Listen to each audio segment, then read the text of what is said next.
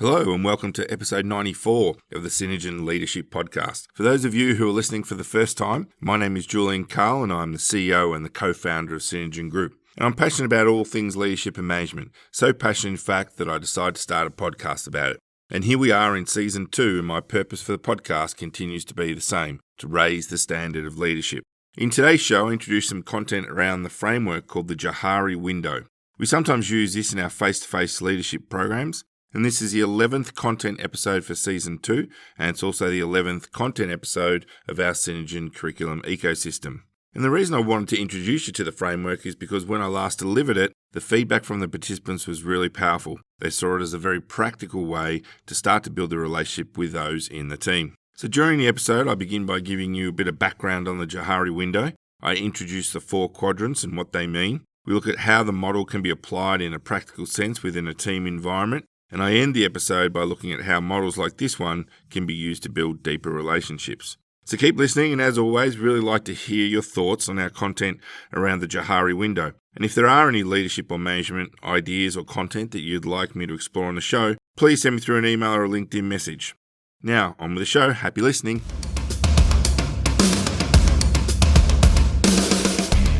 Welcome to the Synergen Leadership Podcast with Julian Carle. Julian returns in 2019 with weekly conversations with leaders and authors from Australia and around the world, giving you the opportunity to share in their journey and learn from their expertise and knowledge. Julian also shares some of the tools and techniques he uses as a leader, mentor, and facilitator, helping you to build your leadership capability and improve your confidence as a leader. It's great to be back doing another content curriculum episode with you. And look, in today's episode, I really want to focus on this idea of a little tool that I've come across called the Johari Window, which essentially is a simple and useful tool for illustrating and improving self-awareness and mutual understanding between people. And this can be people in a team, this can be peers, this can be counterparts, doesn't really matter.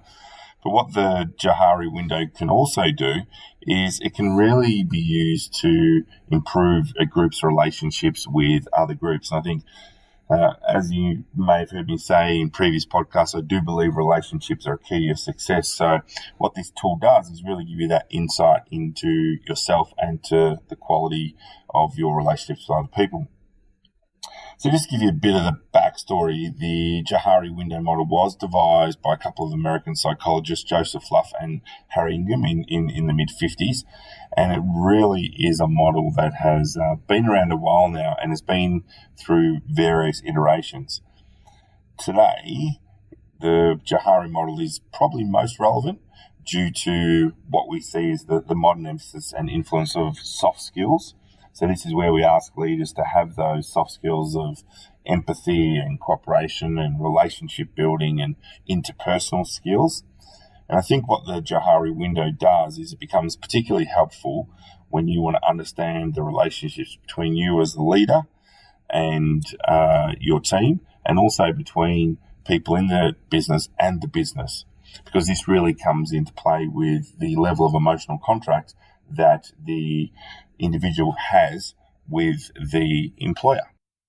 So the Johari Window has become a widely used model now, and quite often organisations are using it when they want to train self-awareness, personal development, improving communications, interpersonal relationships, group dynamics, team development, intergroup relationships, the list goes on.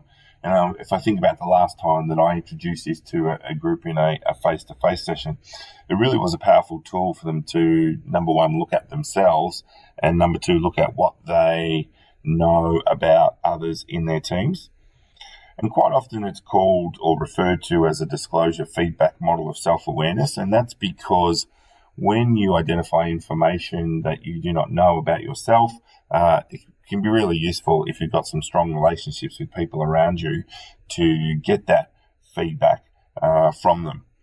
Can also be used to represent the same information for a group in relation to other groups. So meaning that groups get a better understanding of how other groups in the organisation operate. And essentially the terminology that you're going to hear me use as we go through this little section is that we often are going to talk about self, meaning yourself. We're going to be talking about others, meaning other people in the organisation. And I think when you start to apply that language to a group setting, it's the same thing. Self means the group that you're in, others means other groups. So there are 4 Johari Window perspectives. Sometimes they're called regions or areas or quadrants. I think they're interchangeable. It doesn't really matter. But they represent certain things. So let's hit you with the 4 quadrants. And I'll probably use the term quadrants just for the sake of keeping it consistent. So the first quadrant is called the open area.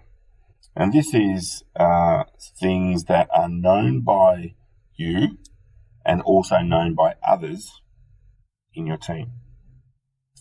Then you also have what we call quadrant 2, which is the blind area.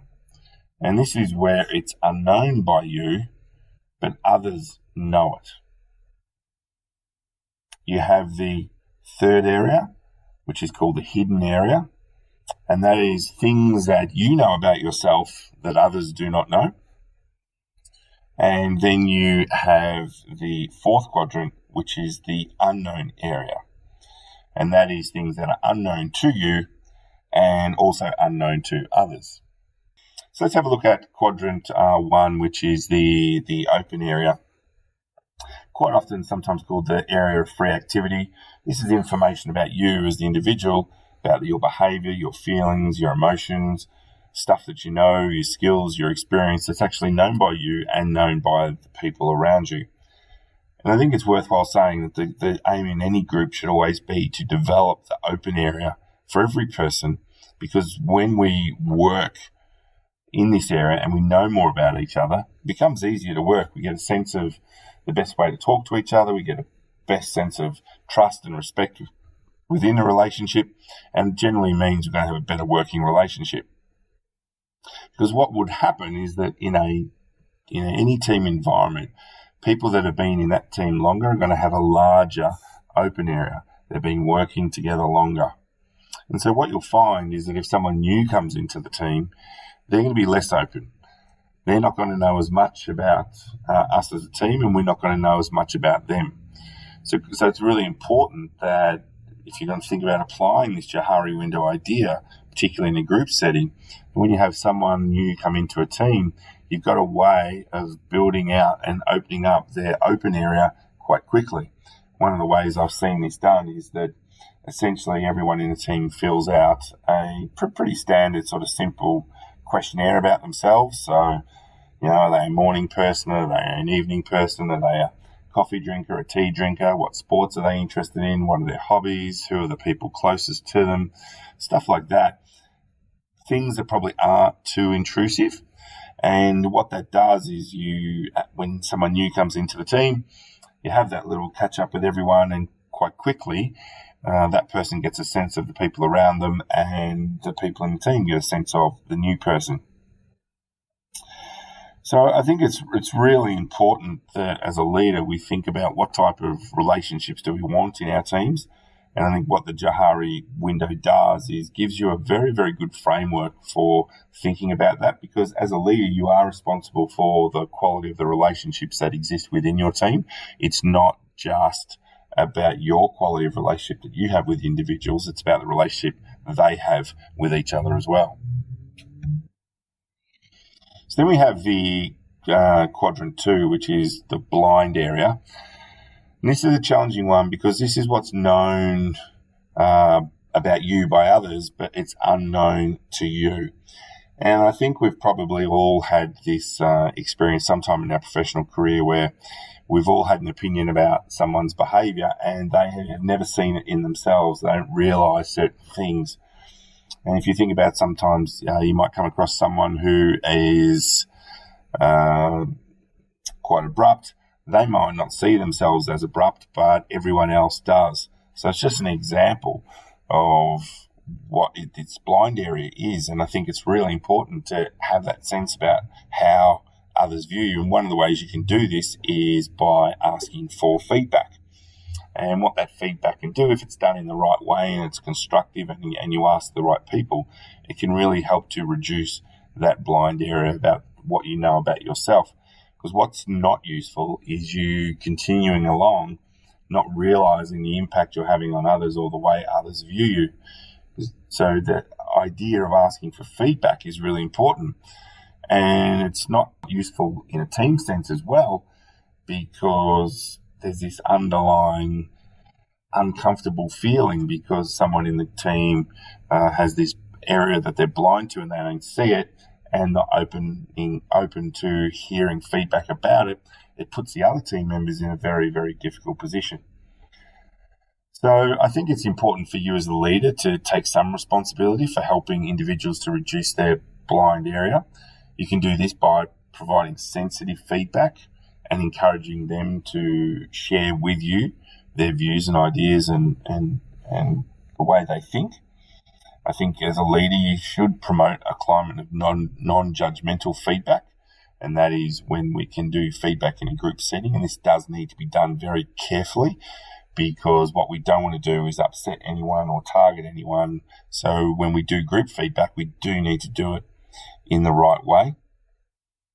And I think essentially what we're trying to do is make the blind area smaller and increase the open area. And what this is going to do is really develop the quality of relationships and really ensure that people are working well together. Moving on to quadrant 3, this is what we will call our hidden area, and these are the things which are a bit tough and a bit difficult in a professional sense to really start to dig into, because this is what we know about ourselves, but what we keep hidden from other people. And this could be because we don't feel comfortable sharing, could be because we only just met someone. And if you think about your personal relationships, you don't just suddenly disclose your life story to people that you've just met.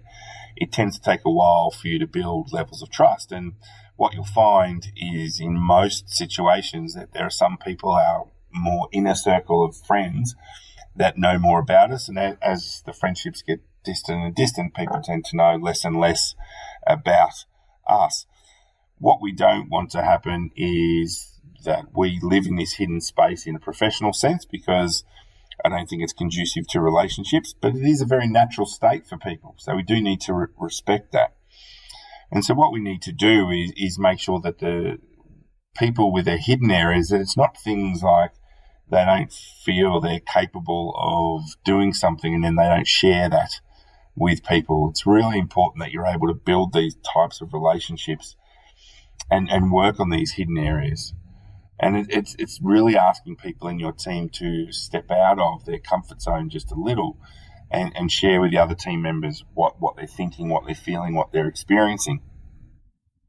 And I think done well, this can be a very, very, very powerful approach for a leader to take, because if they can create the environment, which is obviously psychologically safe, where people are in a position and feel as though they can express what they've kept hidden from their other team members, you're suddenly creating a whole new dynamic in your team. And my experience tells me that if you are able to do that, you're going to get a better quality of performance from your team, but you're also going to focus on building the relationships that exist within your team. Trust goes up, empathy levels goes up, respect goes up. It's essentially a win-win. But I suppose my caveat is that you do need to do this very carefully, and it is something where you would want to have a very clear structure in how you want to use the Johari window to try to reduce people's hidden areas and encourage them to share with their workmates whatever it is that they're keeping hidden. So the fourth quadrant in the Johari window is sometimes called the unknown area. And this is where you're completely oblivious to it and the people around you are oblivious to whatever it is. Sometimes it's just because people are not aware of the impact that they're having on other people, and that the people that are around them aren't really aware of the impact that it's having on them either.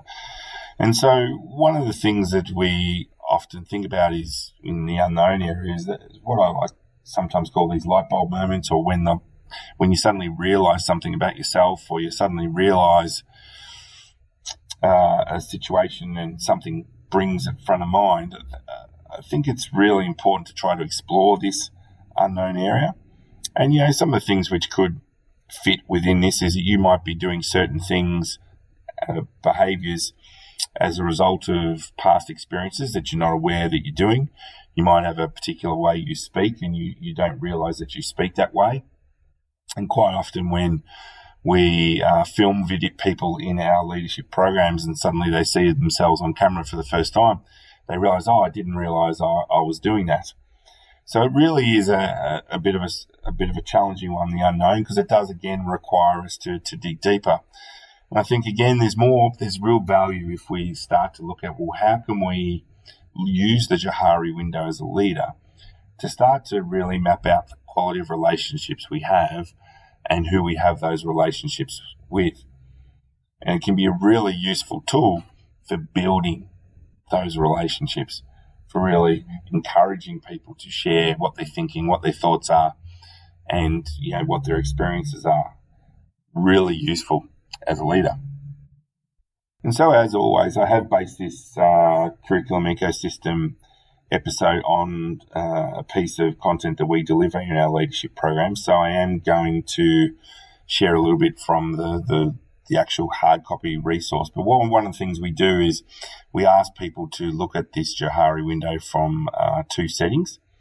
First is personal and first is professional. And we ask them to think about what are some of the things at a personal level that they believe everyone else knows about them, and what are some of the things that, in regards to their professional life, that they believe everyone knows about them. And personal could be things like, partners, could be sporting teams, things that I mentioned earlier. Professional could be, how long you've worked in the business, what your role is in the business, how you go about your role, things like that. But then we ask people to dig a little bit further, and we ask them to think about, are there things which may exist in their hidden quadrant which they might be able to start to share with the people around them in their teams?